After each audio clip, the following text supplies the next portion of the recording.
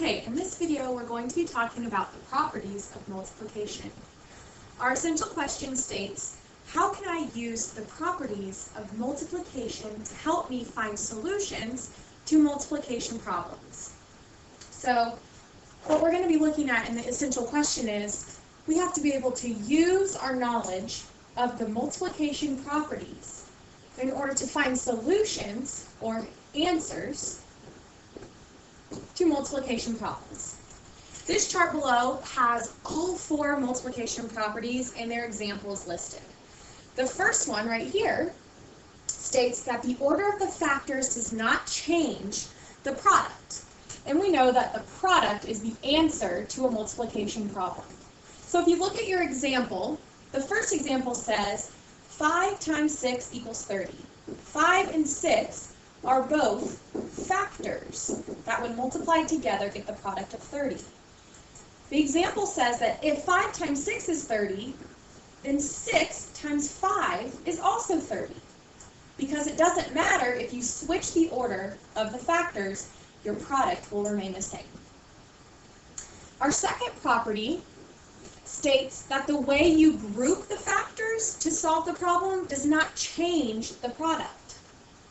So the way you group them, over here in example number 1, if you notice we put parentheses around two numbers, two of our factors, and that just means we'll multiply them first. So 2 times 3 is 6, times 1 equals 6, and that's going to be okay because we could also group 3 and 1 together. 3 times 1 is 3, times 2 is 6. So you see the product remains the same no matter where we put the parentheses to group the factors to multiply them together. Example number 2 is the same way. 2 times 2 times 3 with the 2's grouped together is going to equal the same thing as 2 times 2 times 3 where the 2 and the 3 are grouped together. 2 times 2 is 4. Bring down your times 3, that equals 12. Then 2 times 3 is 6. 6 times 2 is 12. So you see, you get the same product. Our third property of multiplication states that any number multiplied by 0 is going to be 0. So if you look at our examples here, 9 times 0 is 0 because we multiplied the number 9 by the number 0. Same thing goes if we were even to multiply a number as big as 1,000 times 0, our product would remain 0.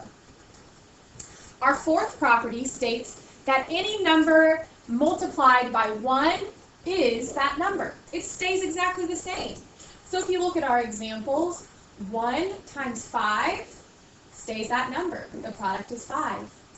And even if we go with a number as high as 53 and multiply it times 1, your product will stay that number, 53. So now let's try some examples. We have our chart over here to reference in case we need a hint. So the question says, if 7 times 3 is 21, then what is the missing factor in 3 times blank equals 21? So what I would do is look at my first problem, and I have the factors 7 and 3. So now I'm going to look at this space and see, okay, I have the 3 here, so that must mean 3 times 7 also equals 21. I switched my factors around, but I still got the same product, 21. My next example is pertaining to the second property, which says that it doesn't matter where we put our parentheses to group the numbers we multiply, we're still going to get the same answer. So for these types of problems, I look at the 3 factors that I have on the first side of the of the equal sign. I have a 1, a 4, and a 6. So now I'm going to look on the other side of the equal sign and look for the missing factor. I have a 1 here, check. Now I'm looking for a 4. Do I have a 4 on the other side? I sure don't, but let me check and make sure. Do I have a 6? Yes. So my missing factor is a 4.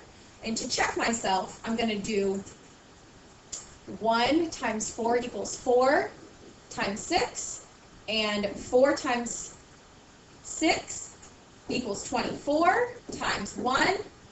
So if you do it, 4 times 6 is 24, and 1 times 24 is 24.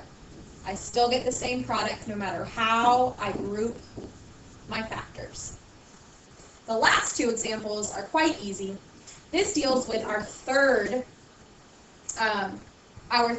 this deals with our fourth property, which says any number times 1 is that number. So if 1 times 2 is 2, and 10 times 1 is 10, then 6 times 1, because we're multiplying it by a 1, has to stay 6. And lastly, move this up here. If 2 times 0 is 0, and 0 times 13 is 0, then because we're multiplying 9 times 0, our product has to be 0. And that is dealing with our third property.